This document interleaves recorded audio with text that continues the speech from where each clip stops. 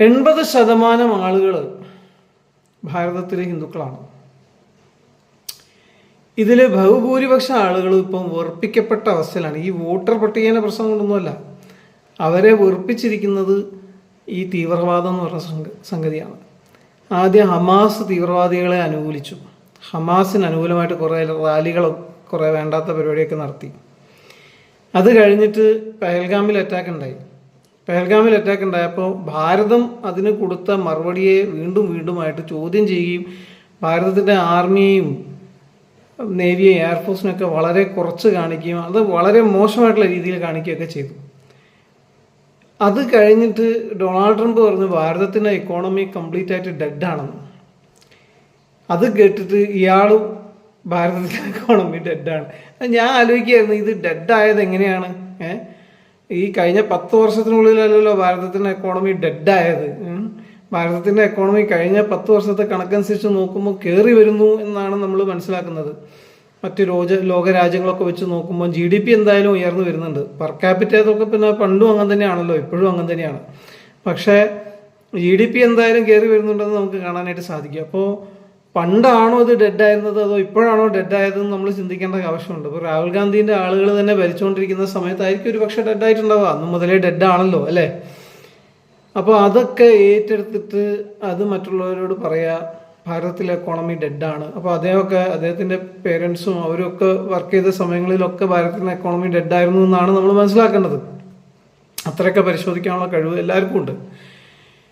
ഇനി അടുത്തത് എന്താണെന്ന് വെച്ചാൽ അദ്ദേഹം വെളിപ്പെടുത്തുകയാണ്, ഇവിടെ OBC-ക്കാർ ഒരുപാട് പേരുണ്ട്, അതിനനുസരിച്ചുള്ള റിസർവേഷനും കാര്യങ്ങളൊന്നുമില്ല. ഇവിടെ OBC-യിലുള്ള ആളുകൾക്ക് റിസർവേഷൻ കിട്ടുന്നുണ്ട്. ആ റിസർവേഷൻ എടുത്തിട്ട് നിങ്ങൾ മുസ്ലിങ്ങൾക്ക് കൊടുക്കുകയാണ്. OBC-യിലുള്ള ഹിന്ദുക്കൾക്ക് പിന്നെ എന്താ തോന്നുക?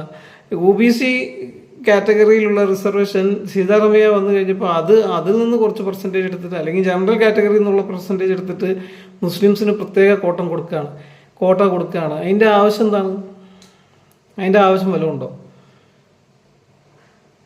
ഒരു മതത്തിൻ്റെ അടിസ്ഥാനത്തിൽ പ്രത്യേകമായിട്ടുള്ള ഒരു നമ്മളിത് കൊടുക്കുമ്പോഴത്തേക്കും, ഇൻസെൻറ്റീവ് കൊടുക്കുമ്പോഴത്തേക്കും ആൾക്കാർക്ക് എന്താ തോന്നുക? അവർക്ക് കൂട്ടമായിട്ട് ഹോൾസെയിലായിട്ട് മൊത്തത്തിൽ അവർക്ക് വേണ്ടി വോട്ട് ചെയ്തതിൻ്റെ ഒരു റിവാർഡ് അല്ലെങ്കിൽ ഒരു പ്രതിഫലം എന്നുള്ള രീതിയിൽ ഇങ്ങനെ ഒരു റിസർവേഷൻ കൊടുക്കുന്നതായിട്ടേ ബാക്കിയുള്ളവർക്ക് തോന്നുള്ളൂ അല്ലേ? ഞാൻ പറഞ്ഞില്ലേ, ഭാരതത്തിൽ 80% ആളുകൾ ഹിന്ദുക്കളാണ്. ഈ ഹിന്ദുക്കൾ ഇത് മനസ്സിലാക്കാൻ തുടങ്ങിയിട്ട് കുറേ ആയി. പക്ഷെ അവരൊന്നും ചെയ്യുന്നില്ല. കാരണം എന്താണെന്ന് വെച്ചാൽ നമുക്ക് സ്വാതന്ത്ര്യമൊക്കെ മേടിച്ചു തന്ന മഹാത്മാഗാന്ധിയും പിന്നെ അതിൻ്റെ കൂടെ നിന്ന ആൾക്കാരാണല്ലോ ഇവരൊക്കെ. അപ്പോൾ അതിൻ്റെ പേരിൽ ഇങ്ങനെ കുറേ കാലം വണ്ടി ഓടിക്കൊണ്ടിരുന്നു. പക്ഷേ ഈ സ്വാതന്ത്ര്യം കിട്ടി ജനങ്ങൾ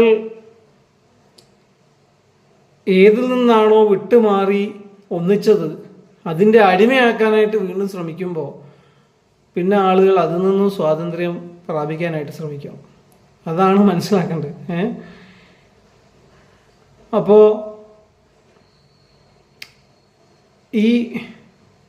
ഈ യുഗത്തിൽ മോദിജി ഖാദി തിരഞ്ഞെടുക്കുന്നു, രാഹുൽ ഗാന്ധിയോ ജീൻസിലേക്ക് പോകുന്നു. അപ്പോൾ നമുക്ക് മനസ്സിലാക്കാമല്ലോ എങ്ങോട്ടാണ് പോകുന്നത്.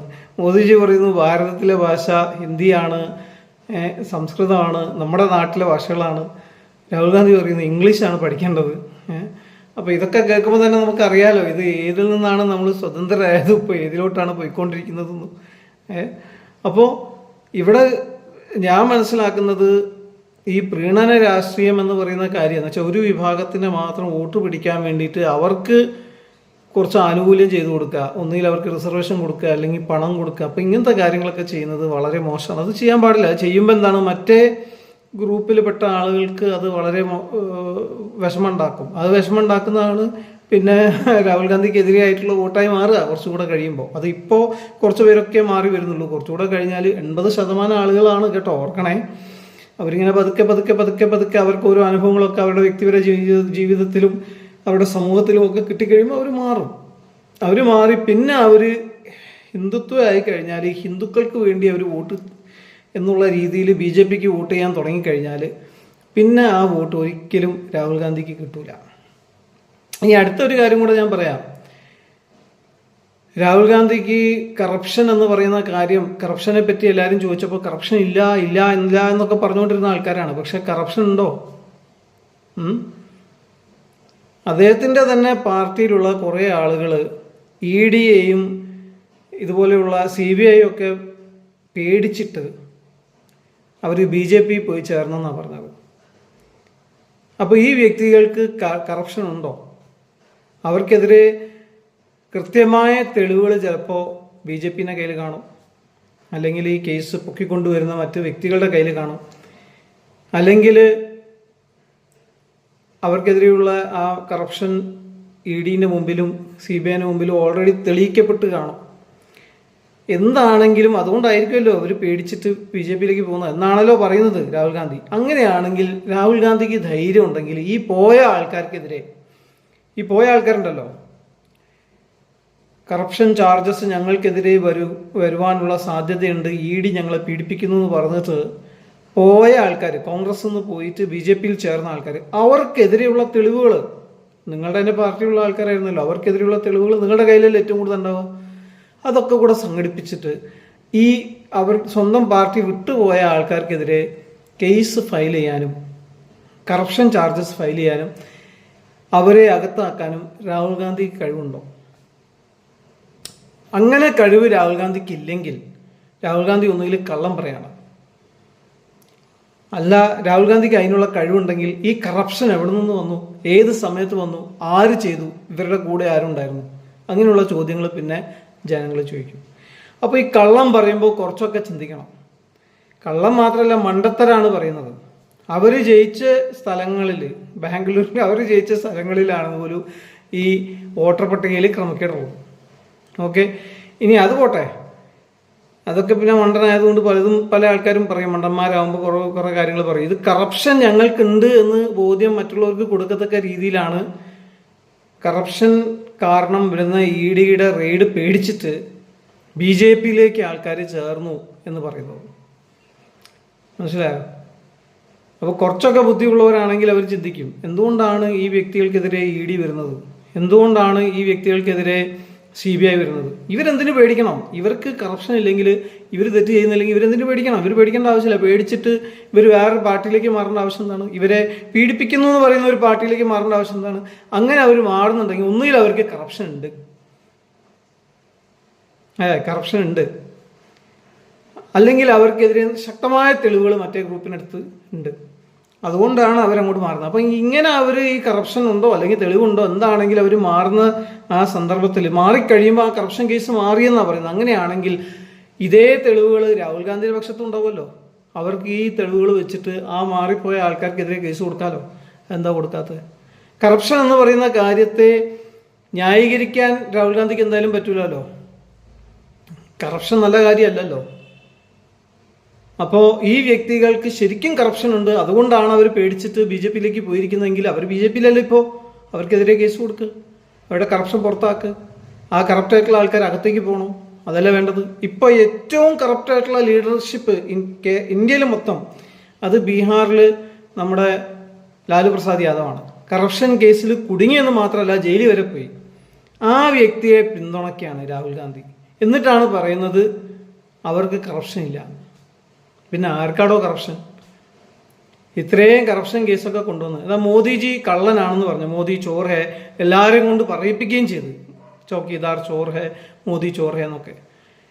എന്നിട്ട് എന്തായി? ഇപ്പൊ അൺകണ്ടീഷണൽ അപ്പോളജി എഴുതി കൊടുത്തിരിക്കുകയാണ് സുപ്രീം കോർട്ടിൽ. എന്ത്? ഞാൻ പറഞ്ഞത് കള്ളമാണ്, മോദി കള്ളനാണെന്ന് ഞാൻ പറയാൻ പാടില്ലായിരുന്നു, എന്നോട് ക്ഷമിക്കണം.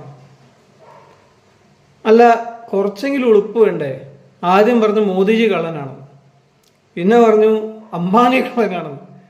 അപ്പോൾ തന്നെ ആൾക്കാർ കുറച്ച് ചിന്തിച്ചു തുടങ്ങി, അല്ലേ? വളരെയധികം ടാക്സ് കൊടുക്കുന്ന നല്ലൊരു ബിസിനസ്സുകാരനും പല സ്ഥലത്തും അദ്ദേഹത്തിന് നല്ല ഒരു പേരുള്ള ആളാണ് അംബാനി കള്ളനാണ്. അത് കഴിഞ്ഞിട്ട് കുറച്ച് കഴിഞ്ഞിട്ട് പറഞ്ഞ് അദാനി കള്ളനാണ്, അദ്ദേഹത്തിനെതിരെ നല്ല ശക്തമായ തെളിവുകളുണ്ട്, അമേരിക്കയിൽ തെളിയിച്ചു കഴിഞ്ഞെന്നൊക്കെയാണ് പറഞ്ഞത്.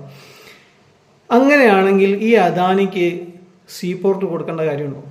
ഈ വിഴിഞ്ഞം സീപോർട്ട് എന്ന് പറയുന്ന കാര്യം കേരളത്തിലുള്ള സംഭവമല്ലേ?